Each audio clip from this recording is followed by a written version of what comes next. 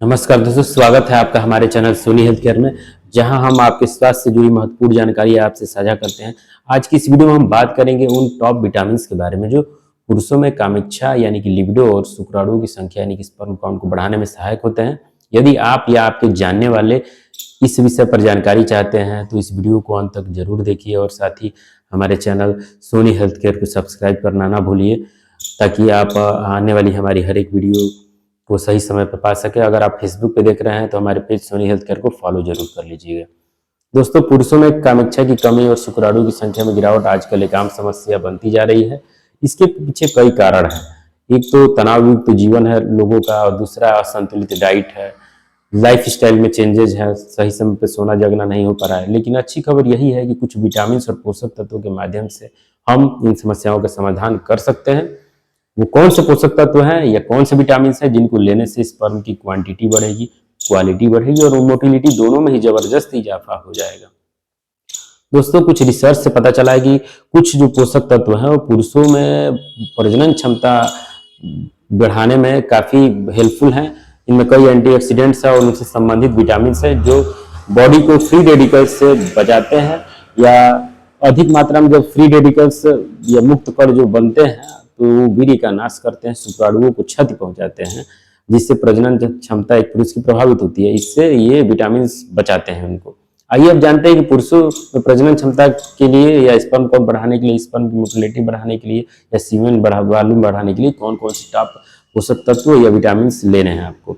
तो इस क्रम में दोस्तों सबसे पहला है विटामिन सी। आप लीजिए, इसे एल एस्कॉर्बिक एसिड भी कहा जाता है। यह कोशिका को डैमेज होने से बचाता है, शुक्राणु की गुणवत्ता बढ़ाता है, संख्या बढ़ाता है, मोटिलिटी बढ़ाता है।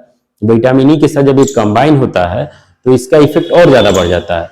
यह दोनों पोटेंट एंटीऑक्सीडेंट हो जाते हैं और इन दोनों की जोड़ी जो है शुक्राणुओं को एक साथ इकट्ठा होने से रोकती है। डीएनए का जो डिवीजन है उसको उससे बचाती है। इससे क्या होता है, गर्भपात, डीएनए संबंधी असामान्यताओं का जो जोखिम होता है कम हो जाता है।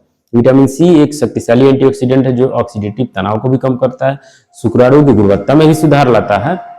एक स्टडी के मुताबिक दोस्तों कि 2 महीने तक एक व्यक्ति अगर रोजाना 200 मिलीग्राम विटामिन सी लेता है तो उसके शुक्राणु की गतिशीलता में 90% तक वृद्धि होती देखी गई है जो है, और शुक्राणु की संख्या भी दुगुनी हो गई है। दूसरा विटामिन है दोस्तों विटामिन डी। विटामिन डी की कमी से टेस्टोस्टेरोन का जो लेवल है में जो कमी आ जाती है या लिबिडो में जिससे या कामेच्छा प्रभावित होती है, ये बढ़ता है। अध्ययनों से पता चला है कि विटामिन डी का पर्याप्त स्तर बनाए रखने से टेस्टोस्टेरोन स्तर में वृद्धि होती है, जो कामेच्छा और स्पर्म काउंट दोनों के लिए लाभकारी है। शुक्राणु की डीएनए क्षति से बचाता है यह।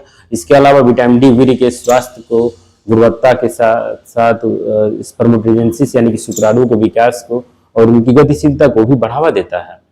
तीसरा विटामिन है काफी हेल्पफुल जो विटामिन ई है। विटामिन ई एक बहुत महत्वपूर्ण एंटीऑक्सीडेंट है शरीर के लिए, जो शुक्राणु को फ्री रेडिकल्स से होने वाले नुकसान से बचाता है। अंडे जो होते हैं विटामिन ई और प्रोटीन से भरपूर होते हैं और पुरुषों के शुक्राणुओं की संख्या बढ़ाने का सबसे प्रभावी स्रोत माने जाते हैं। चौथा विटामिन दोस्तों है सेलेनियम। यह एक खनिज तत्व है, जो मिनरल है, जो कि शुक्राणु जनन के लिए या गतिशीलता या शुक्राणु की मॉर्फोलॉजी के लिए आवश्यक माना जाता है।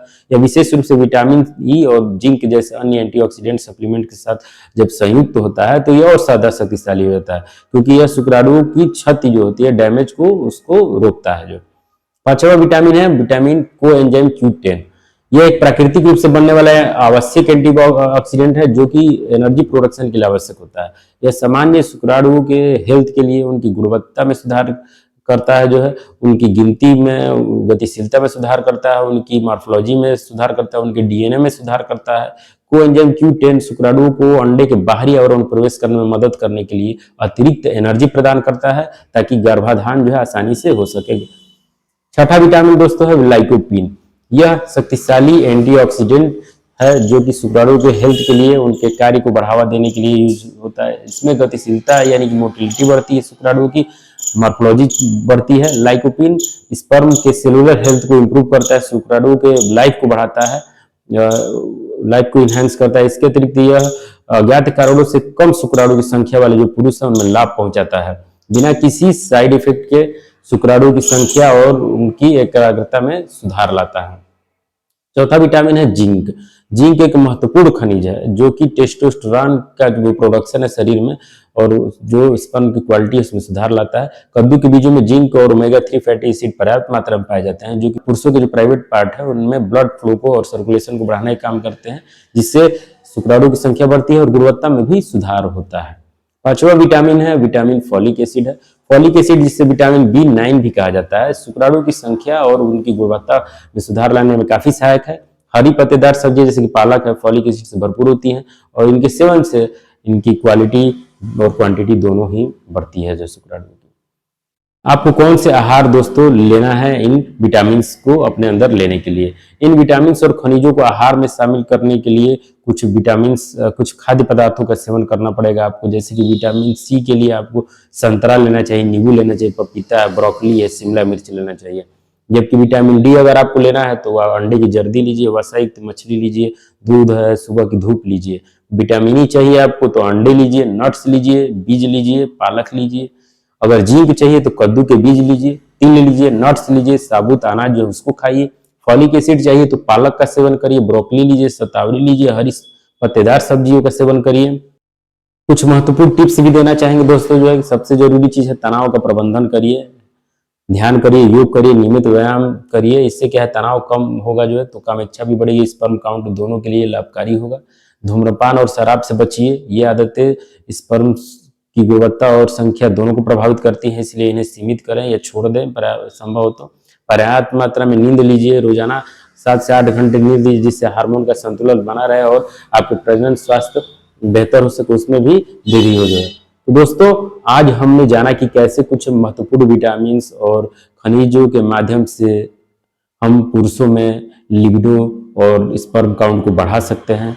सही आहार, स्वस्थ जीवन शैली और सकारात्मक सोच से आप अपने प्रजनन स्वास्थ्य को बेहतर बना सकते हैं। यदि आपको यह वीडियो जानकारीपूर्ण लगा हो तो इसे लाइक जरूर करिए, अपने दोस्तों के साथ शेयर करिए और हमारे चैनल सोनी हेल्थ केयर को सब्सक्राइब करना ना भूलिए।